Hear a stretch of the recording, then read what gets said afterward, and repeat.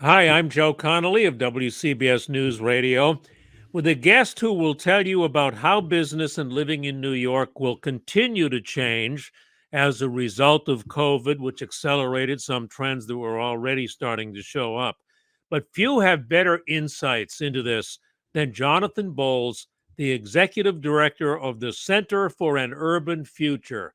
I've always loved the title of that nonprofit. Producer Neil A. Carousso has some questions as well. Jonathan, what are one or two of the biggest changes that you see coming?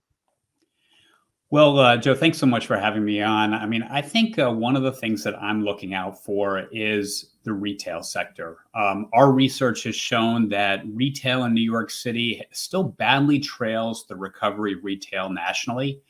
In New York City, retail employment is still down over 10%. Nationally, it's up 2%. We have a report coming out soon that's focusing on chain retail. And I know that's only one aspect of the retail in New York, but we found that chain retailers still have about 10% fewer stores in New York than they did before the pandemic. And over the past year, there was almost no growth whatsoever. So it's kind of at that stagnant level. So I think that the continued low occupancy level for office districts in Midtown and downtown still is hurting, is slowing the retail recovery in New York. And that's affecting employment. That's affecting the vibrancy of the city. So that's one thing I'm watching out for. I think also the kind of move to license marijuana retailers is something that I think is a big change that we'll see coming on in the city. The legislation to allow legalization to sell pot happened a couple years ago, but just last month, the city finally came out with licenses for a couple of dozen sellers. And I think that, that's it's going to be interesting to see how that impacts the retail and overall economy in New York. That's over $1 billion industry, according to city and state projections. On the day that we are talking, Bloomberg just had a story come out that made me think, who would have imagined 3 years ago? Wall Street firms and the city real estate firms held a news conference to say essentially that they do not think any longer that a lot of employees are coming back. And it is time to really get serious and figure out how to change some office districts into residential districts. This would be an unimaginable change. Do you think that's going to happen? Is it good? Is it bad? What do you think? I think it's inevitable. I think it's got a negative impact, certainly on so many small businesses and also workers in the Midtown area that really are dependent on office workers spending money in that district. But I think it's inevitable because that's the way, as you said, so many businesses are going these days. Even almost 3 years after the start of the pandemic, we're not quite at 50% of occupancy in office buildings in New York City. I think only 9% of office workers are back 5 days a week. So this is the new reality. And you're right. I think the city has to get past this. I think we have to look ahead and figure out how to make the best of this. I mean, I've been saying, I think we should make New York the best place in America, if not the world, to work from home. So I think that, that's got to be part of the strategy and certainly converting some of those office buildings, the ones that allow it for residential. It should happen. We've got to accelerate and expedite it. That kind of thing is taking too long right now. But absolutely, there are going to be massive changes in the years ahead particularly in Midtown. Boy, there's a new line. New York City, the best city in the country to work from home. We're going to get our head around that a little bit, Jonathan. But interestingly, what they're starting to say is that there'll be more business around some of these office districts if there are more people living there. No question. I don't think it makes up for all of the lost office workers that are coming in and spending. But absolutely, if you fill these buildings up with people that are living there, it is creating more of a market, more of a demand for the kind of goods and services that small businesses are selling in those districts.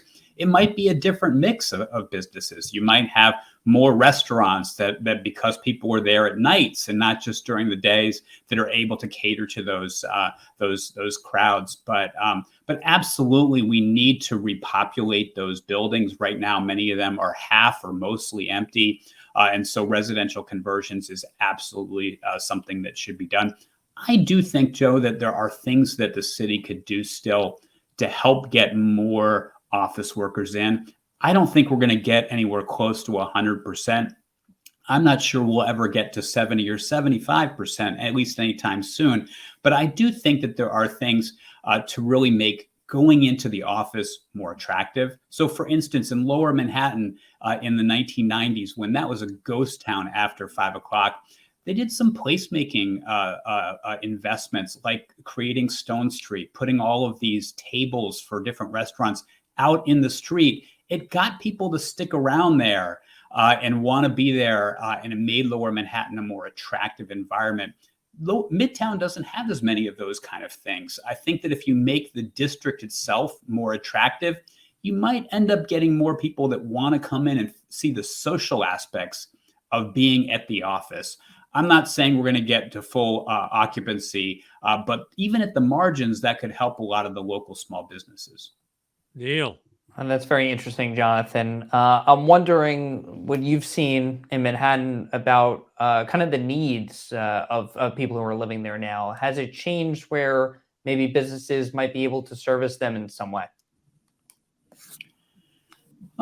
That's a really good question. I mean, I think that, before the pandemic, so many of the businesses, at least in Midtown and downtown, were catering not to local residents, but to tourists and to office workers. And I think that kind of, has really flipped on its head. And so I think restaurants have come back a lot more because local residents are going to those kind of businesses. I think that we're seeing fewer retail businesses survive in Manhattan because, people have just gotten so used to clicking a button and ordering online. And so they're not going and doing as much shopping in stores right now. I do think that the one thing that may not be directly to your question, but we're seeing more businesses that cater to the growing older adult population. Manhattan certainly is one borough where we've really seen the aging of the population. And so that's led to kind of more doctors' offices, healthcare offices, other things that I think are catering to an older population. And we may see more of that going forward. Are there any opportunities for city contracts in the new year? Anything in the law that's changed that makes it a little bit easier, or certain industries that would be, worth looking at for small and mid-sized businesses? Yeah, no, that's a good question. I mean, I think that one thing that comes to mind is the safety net. Nobody really thinks about this, but the nonprofit sector is very big. I think as we head into a recession or potentially a downturn, nonprofits are still spending a lot of money, and some small businesses are starting to benefit from getting contracts to provide food and other services to disadvantaged populations. So I wouldn't dismiss that. I think also just the tech sector, even though we've seen layoffs at some big tech companies, I am really bullish on New York and the future of tech. We've seen, even as some subsectors like crypto have real problems in New York, so many others are still rising right now. For instance, women in family tech is on the rise. New York has a chance to be a real leader nationally or globally in that subsector of technology. E-learning is another area where New York has seen a real growth in local startups. There's just so many different facets of tech that are still strong here. And I think that is going to continue to drive a lot of spending on small businesses and also kind of drive employment growth in the city. We wanted to ask you about that. In terms of all the layoffs, I've heard that the layoffs at New York tech firms are not of a scale that have been happening in Silicon Valley. But are there layoffs here? Are they not as bad here? What's the situation? Yeah, I mean, we're hearing the same thing. I don't think they're quite as bad here. maybe it's because a lot of the biggest tech companies started out west and they still have the bulk of their offices there. But I think also a lot of the big tech firms here, their workforce wants to be here, and so we haven't seen as many cuts here. But look, it's absolutely part of the cycle of the tech sector. We got to expect that there's going to be ups and downs. But over the last 11 years, New York City's tech sector added 114,000 jobs in New York City. And that's not even counting technology jobs in other facets of the economy, like healthcare or finance or education. So this is going to go down a little bit if there is a downturn in the economy. We're starting to see that. But there's so many startups. New York has such a strong foundation in tech today, much different than even a decade ago, that I think that we're going to kind of withstand this and really and end up being stronger in a few years. Very interesting, Jonathan. Just a couple more questions before I get back to Neil. What is women and family tech? I've never heard that one. What's that? Well, look, I mean, a big part of the population, big part of the consumer market are women.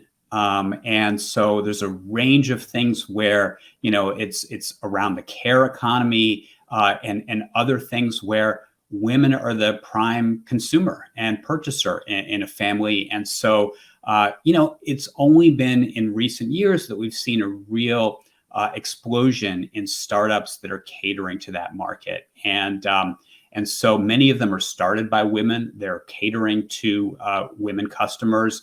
And we've only seen a really small fraction of kind of tapping the market demand there. But New York City is already in the lead. We have a real potential for that to be a major driver of growth. That's a good way to put it. Never heard it put that way. Neil, one more? Yeah, Jonathan, I wonder from your perspective, you mentioned some of the economic headwinds, potential, recession depending on rates and all that. Would you say that it's a good time to start a business? People, early in the year tend to start businesses. Do you think it's a good time to start a business? I do. I do think that many people get pushed to start a business, or they finally decide this is the time to start a business. Maybe they got pushed because they were laid off at one of those tech companies. We certainly saw that in the last downturn. Sometimes people are sitting on a nest egg, or they have savings and they decide, hey, this is the time where I'm going to take the opportunity to start something. Many of the great tech companies that we still have in New York City today got started in the 2009 Great Recession. And so maybe if we see a recession now, we'll have more of that. There's also national research that just recently came out that is predicting that we're going to see continued high rates of business formation. And they actually said that New York was probably going to be one of the places where they see the most new business formation. But interestingly, that report said that a lot of the growth is probably going to be in people that start side hustles. So people that still have a job, but start a business on the side. So they're going to try to keep earning money, as they start this new endeavor. So I find that really interesting, and I think it has all sorts of implications for policy. But that's one thing that we're seeing and taking a look at. And last question, you mentioned Stone Street and amenities for a possibly more residential city. What do you think the future is of sidewalk dining, street dining, all these variations? Will this continue in some way, do you think, Jonathan? I certainly hope so. I, for one, am all in on sidewalk dining and kind of expanding what the city's already started with open outdoor restaurants and open streets. I mean, I really think that it's one of those things that's actually made New York even more competitive. I'm not saying that there aren't more problems and challenges that New York is facing kind of since the pandemic. I think there are, but I think this is one of those things that just makes New York more unique.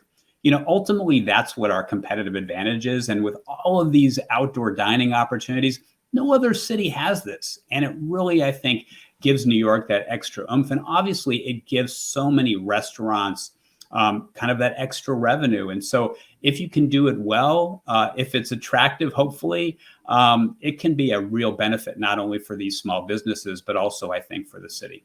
Jonathan, thank you so much for sharing all of what you know from being so plugged into what's going on. We've really enjoyed talking with you. Thank you very much. Thank you. Thanks for having me on.